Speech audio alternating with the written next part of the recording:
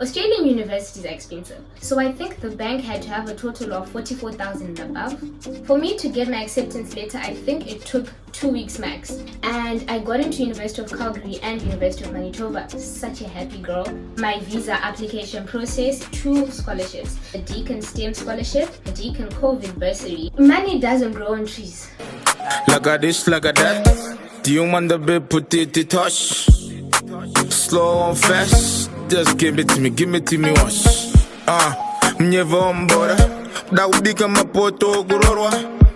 Hello beautiful people, how are you guys doing? Or if you are new here,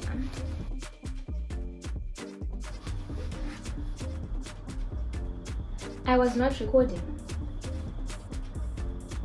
I'm actually not joking. I was actually not recording. Guys, I talked for about 3 minutes. I was not recording.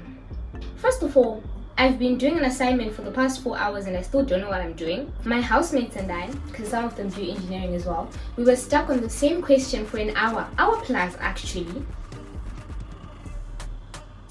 Do you know what she's not calling? Anyways, you know what? Hi guys, welcome back to my YouTube channel. If you're new here, my name is Yemrai Choto. Keep up with the vibes. Is this recording?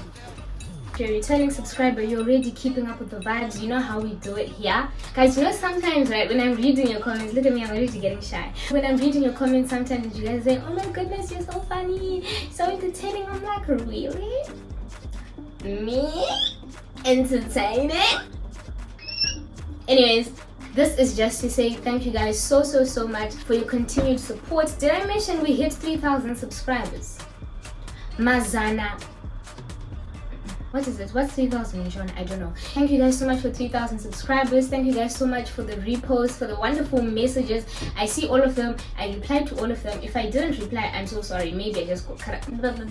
Maybe I just got caught up in something. Anyways, in this week's video, I'm basically just going to be telling you guys how I managed to get where I am right now. Deakin University in Australia. This is one of my most highly requested videos. Whatever. People saying, hi, please can you explain to me how you got into Deakin University, the application process? Are you in a bursary? Are you in a scholarship? Are you paying by yourself? All that jazz. I'm literally going to cover it in this video. So if you had any questions or have any questions about Deakin, I hope this video will answer you. Unfortunately guys, I cannot answer everyone. That is just the truth. However, I am going to touch on the different topics and I hope that it does help. What I'm going to do with these videos is that it is going to be a series. I'm going to do a series of how I applied to Australia, how I managed to travel to Australia during COVID, how I managed to get accommodation in Australia. Yes, those are the 3 main things that I'm going to be covering. So this week's video is mainly focused on how I applied, how I managed to get a visa and everything. The next video after that would be room tour plus how I managed to get accommodation. And then after that it will be how I managed to travel to Australia during COVID, because I wanted to put all of it in one video but then it would end up being too much content. I literally only have an hour to film this video and then I have to get back to my other things, otherwise it won't work. It's Thursday, this video should be out by tomorrow. Let's get into it. Right, if you know me, you know that my brain is all over the place. So what do? I always put my whole thing into subsections so that I cover everything. Again guys, I'm really hoping that I'm going to answer most of your questions. If I don't, I'm so sorry. You can go ahead and ask in the comment section and hopefully I'll be able to answer it. Actually, before we go anywhere, please do not forget to like, comment, share. I keep on looking at the time because I'm on a time crunch over here. Right.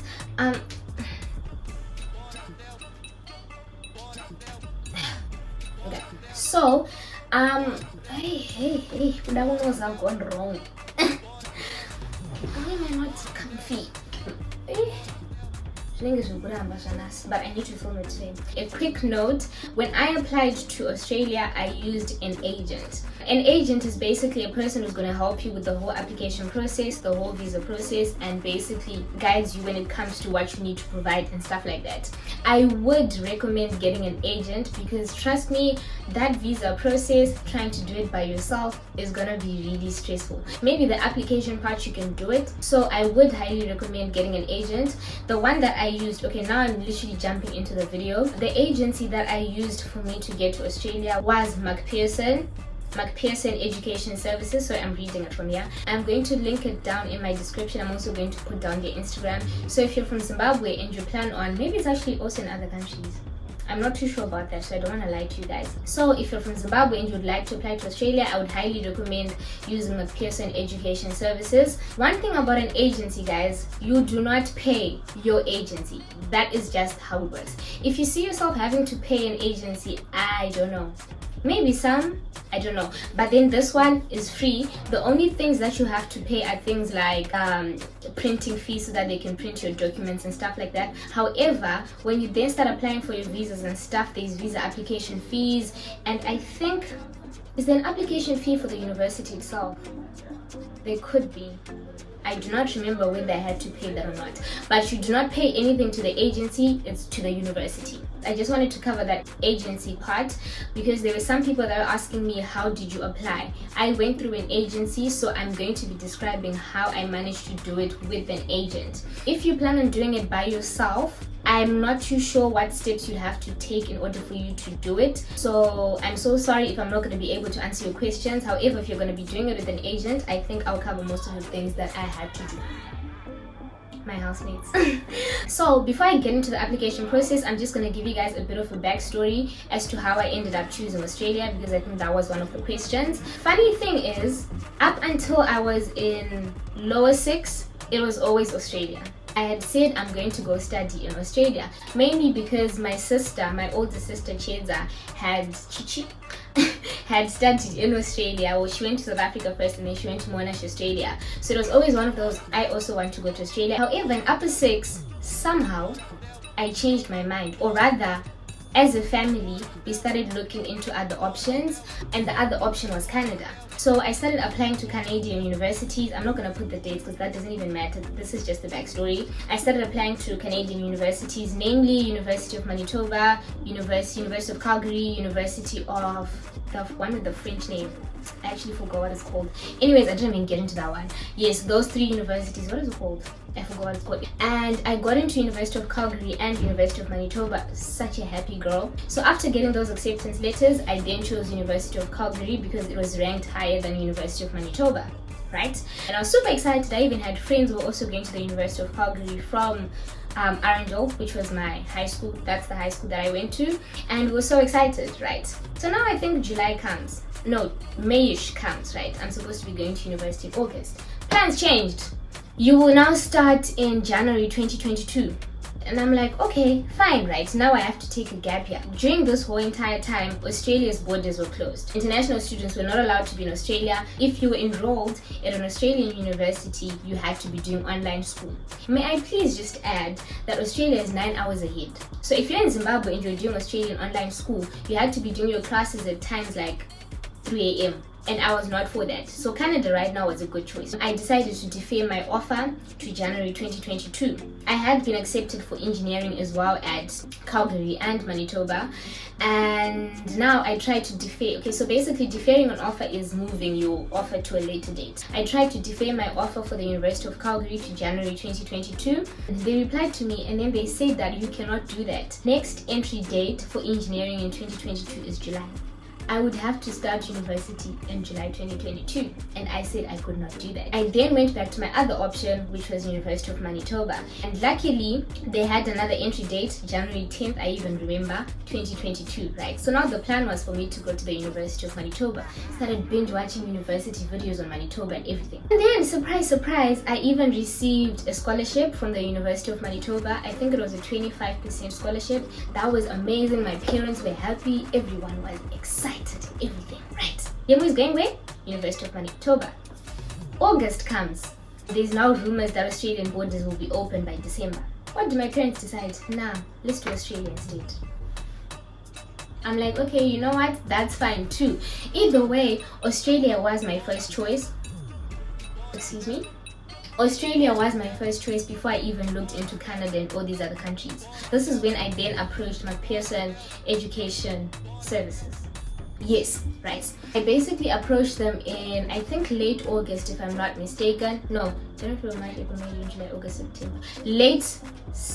September, October. Yes, late September, that is when I approached them. So you could say that I started applying for university in September for the February intake for Australia. So anyway, I started applying in September. I went to McPherson. The lady that was helping us, her name is Judy. Love her, she's the best. She explains everything so well. And then basically what they do is that they give you options. They ask you, what do you want to study? Why do you want to study it? They basically guide you as to choosing what will be best fit for you, and that is what I love the most.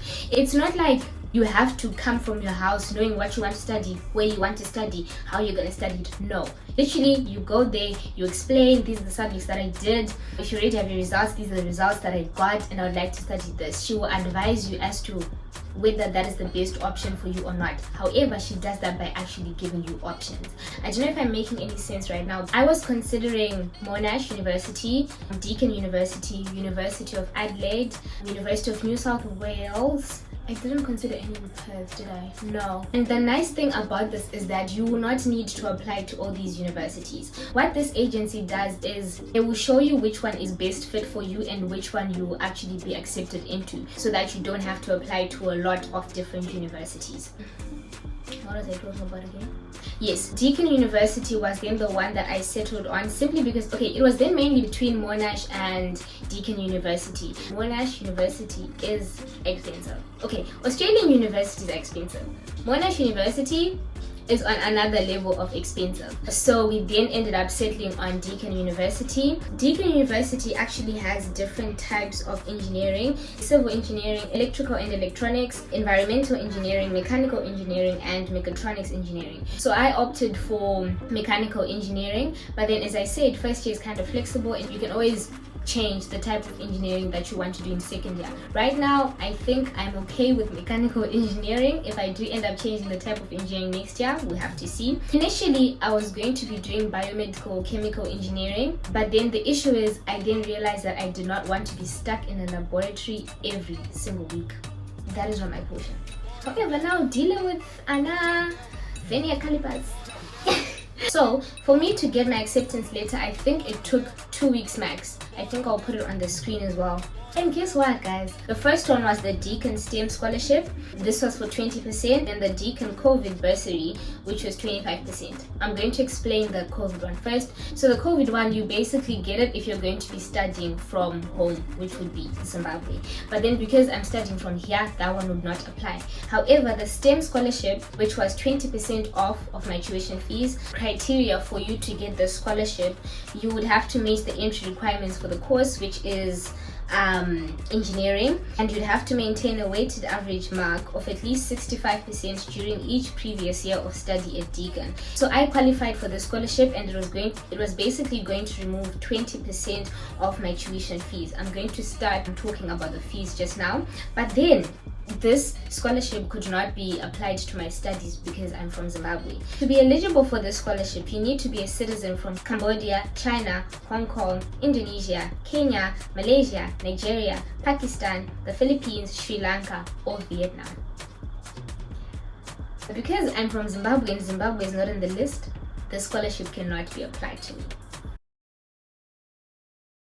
Now I'm just going to be talking about the fees and how much it actually costs. Each trimester is 18,200 Australian dollars, and that equates to 13,609 US dollars. And with the scholarship, it would be 20% off the 18,200, that is 3,640. So if the scholarship had been applied to my studies, 3,640 Australian dollars would be removed. My parents would end up having to pay 14,560. So for those that have been asking if I'm on a bursary, no, I am not. Fortunately, I am privileged enough for my parents to be paying my school fees, which I would like to thank them for. On top of that, you would also have to pay what is called an overseas student health cover, 3,009 Australian dollars. The total would then come up to 21,209 Australian dollars, which is 15,859 US dollars per trimester. So that is how much is being paid for engineering. The amount that you pay depends on the degree that you're doing. Engineering is expensive. Medicine is even more expensive. So For the people that have been asking me how much are you paying, what I would urge you to do is to actually Google how much your degree actually is. Basically, go onto the Deakin website, look for the degree that you'd like to do. It should tell you how much it is, and also if you're an international student, make sure that you check that as well. Numbers that I've been saying here are for international students. International students pay a lot of money. Please bear in mind that this 15,859 does not include accommodation, and it doesn't include your allowance.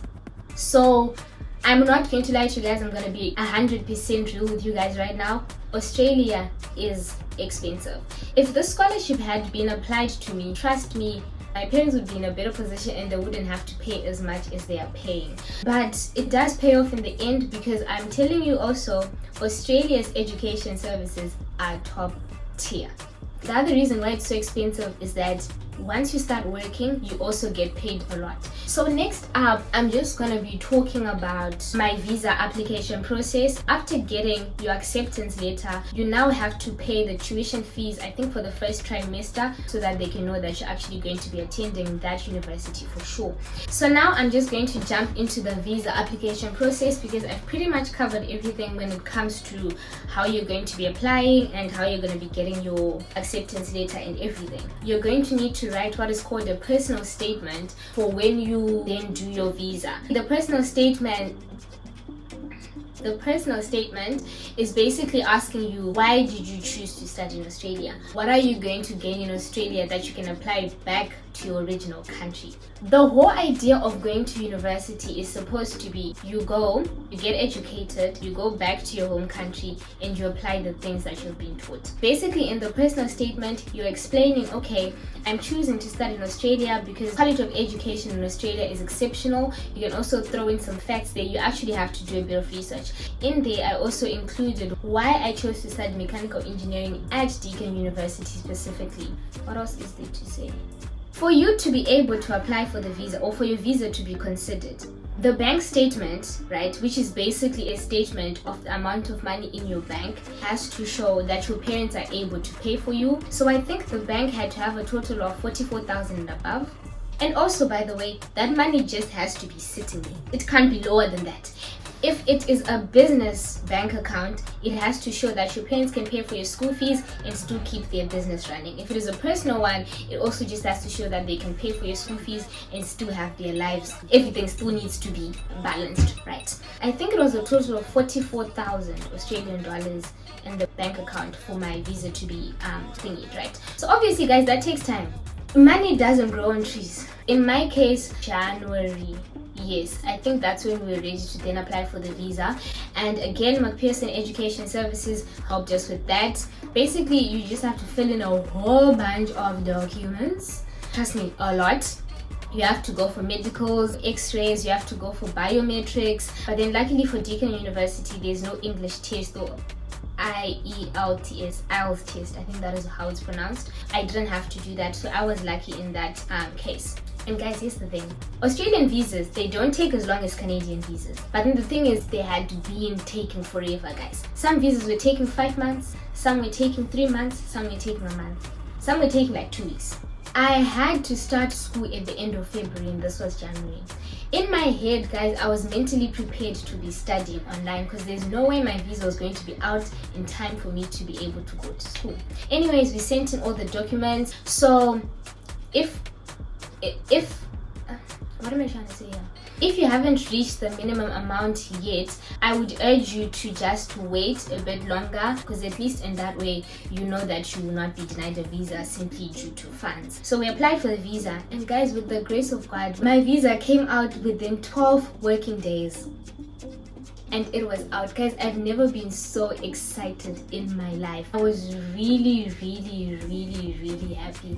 Mostly because, yes, it had been granted, my visa had been granted, but then also because I was able to start school on time. So that is how long my visa took. In terms of the funds, I think I had to pay 620 Australian dollars for the visa application, $170 for x-rays and medicals. For biometrics, I think it was $84. That is basically how that process went. My visa came out and I was now able to travel to Australia. So guys, I hope that I answered most of your questions, and I hope that this was helpful. I think that was pretty much everything. But yeah, thank you guys so much for watching today's video. I hope you guys enjoyed it, and I hope that I was actually making sense in the video. Please like, please comment, please share. If you're applying for university, I wish you all the best. I know you can do it, and make sure that you choose something that you actually want to do. I'll see you guys next week.